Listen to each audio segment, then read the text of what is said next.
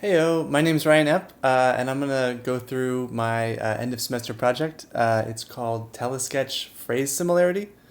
Um, so, in addition to my regular job, I have a little side company, and the side company has a game called Telesketch. And in the game, players take turns drawing and guessing different phrases. So it can be something simple like a crab, or it could be something really complicated like a moose driving a car on an island. They tend to be kind of wacky and sort of fun things to draw. Um, and all the phrases are short, pithy kinds of things. In addition, after someone draws something, the next person guesses it, and then the player after that has to draw what that player guessed. So there's a little bit of a whisper down the lane type of thing.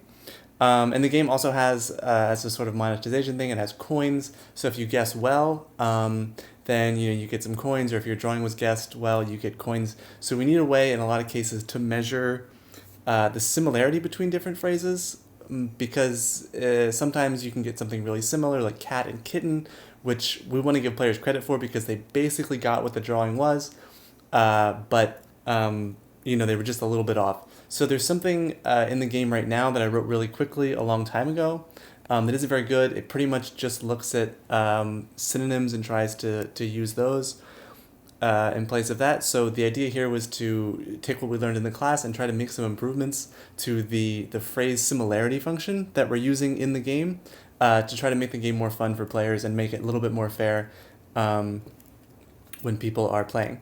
So the way I did this to set up evals is I took there's a lot of turns in the game. I've got maybe a few 100,000 turns played, so a pretty big chunk of data. But obviously, getting all that rated is expensive. So I took a subset of 2,500 of them and sent them to Mechanical Turk using this little template down here, and I had real people actually go in and give their assessments of sort of what how similar these phrases are, and then over here you can see these are what the results look like. So, for example, if the correct answer was hair dryer and someone guessed blow drying a baby, the human rater said that was about a 50% out of the maximum 1.0. So here, miner and coal miner, obviously really similar, so the users rated that as a 1.0. And in all these things, important note, all of the pairs that got sent to Mechanical Turk were not correct guesses. So we didn't send anything where the phrases perfectly match. So everything in here is just a little bit off or a lot off in some ways. So here you can see sort of different ones.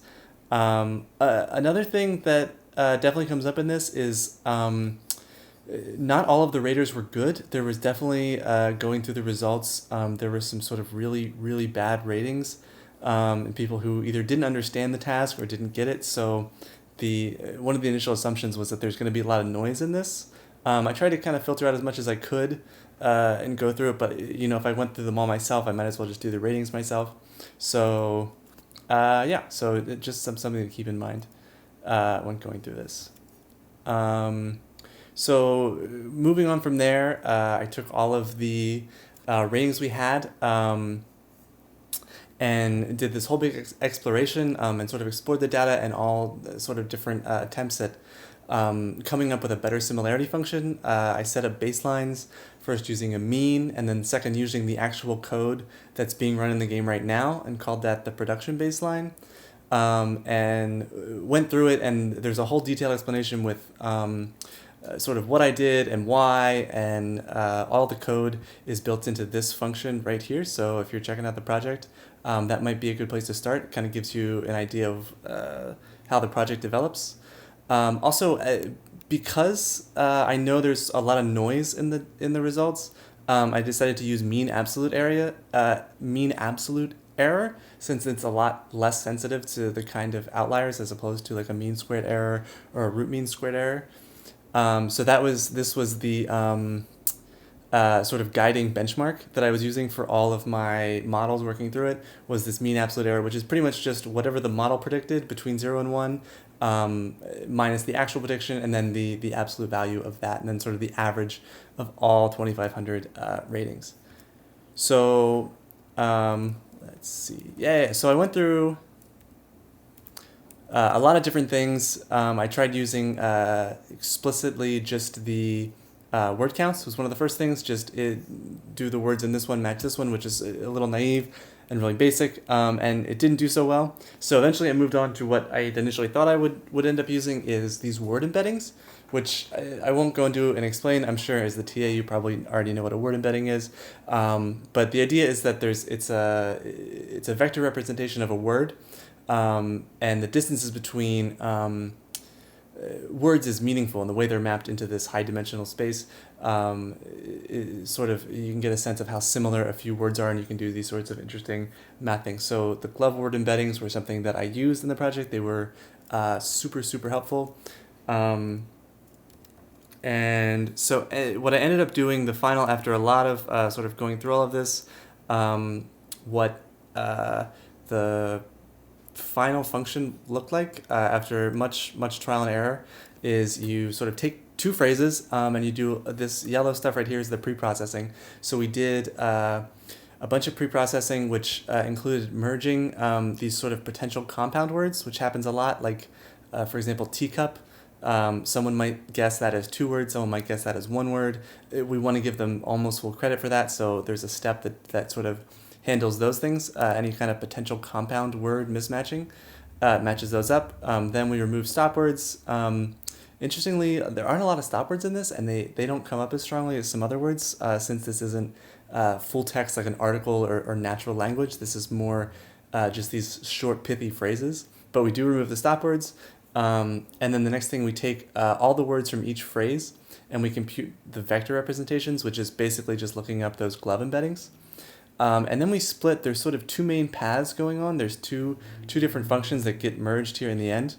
The first basic one is we take all of those word embeddings and we just compute an average of all of the words in the phrase for both phrases, and then we just look at the cosine similarity between those two phrases.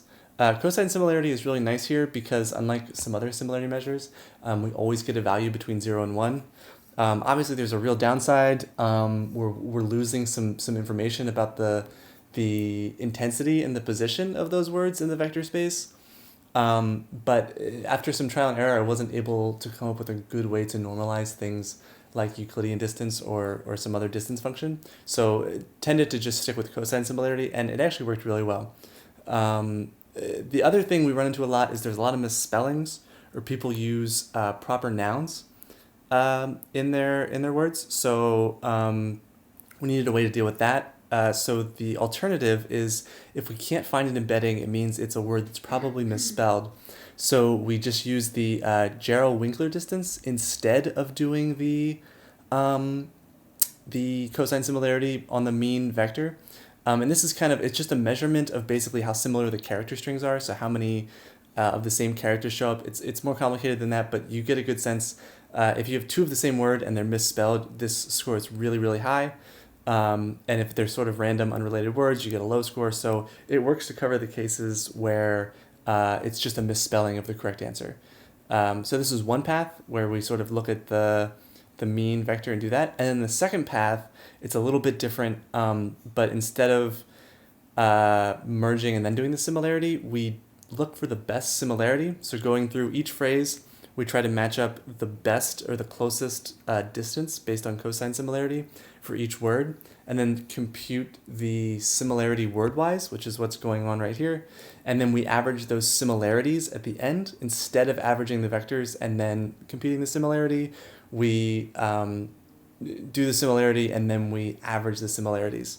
And then same thing here, if we don't have a vector for a word, we will individually look at the Jarrell-Winkler distance. So this is nice because if you have vectors for like 3 of the 5 words, you can run this path for some of the words and run this path for the other ones, and then just average these similarities at the end. So what we end up with at the end of both of these paths, and every phrase will go through both of these, we get 2 different similarity measurements, and then we take the geometric mean of those things to in case one of the measurements is really extreme for some reason, the geometric mean tend to work a little bit better.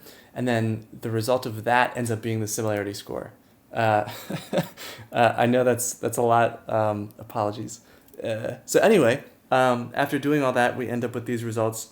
And it actually works out really well. So what I just described is this bottom one. It's Ensemble 2, which is Ensemble because we're sort of using these combined, treating these as sort of two separate models.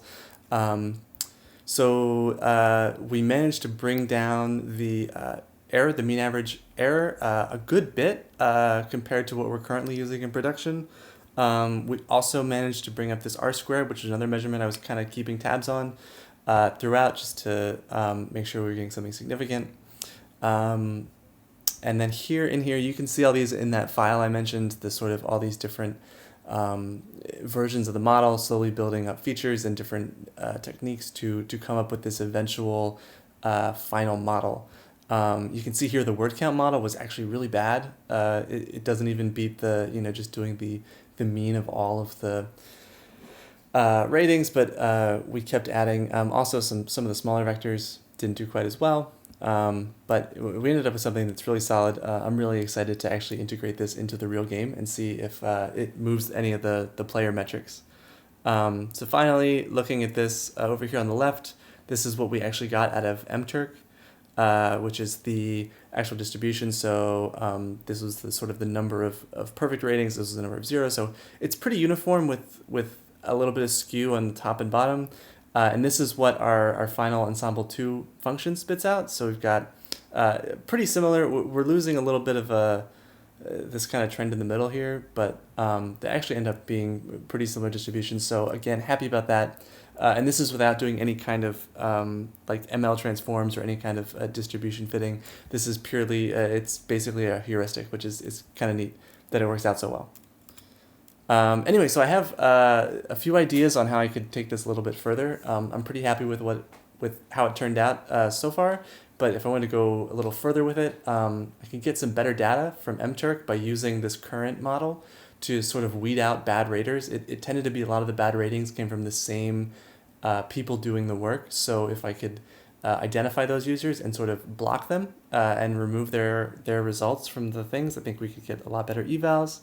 With more data, we could probably train some sort of neural network, probably an RNN, probably using the word embeddings again to try to figure out a little bit better measurement than what's currently going on.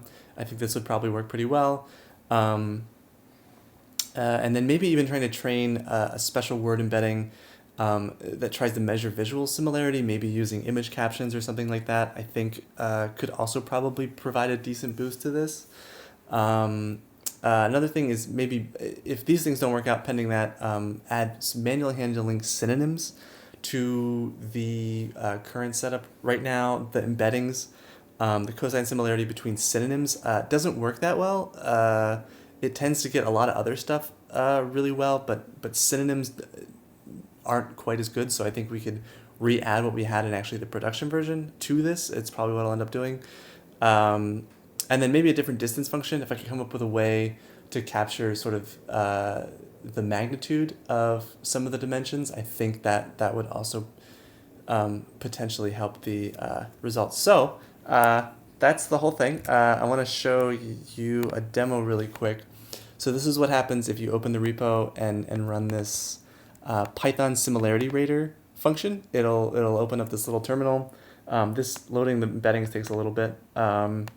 So you can actually test out different things. So for example, let's do pig in a teacup as phrase 1, and then cat in a teacup as phrase 2. And you can see teacup here is 2 words, and the bottom it's 1 word. So if we look at the similarity there, it does pretty good. That seems about right to me, 75%. You got the teacup part, some kind of animal, looks pretty good. For example, something that maybe shouldn't work well, let's see, like robot and cheese. Yeah, see, there we go. We get a super low. That's maybe a little higher than it should be, actually, but it's much lower than this. And then something maybe related. If someone guessed if it was car, but someone said driving, we would get, oh nice, yeah, so then we'd get 65%, which this is pretty similar. You imagine visually if someone drew this, you could maybe guess either one, and it's 65 is Probably what that's good. I'm happy with that. So there it is. Thanks for watching. I hope you enjoyed. And feel free to reach out if you have any questions. And if you have an iPhone, try the game out. You can get it at the address listed earlier in the slides, or find it on the App Store if you just search for Telesketch. Thanks again.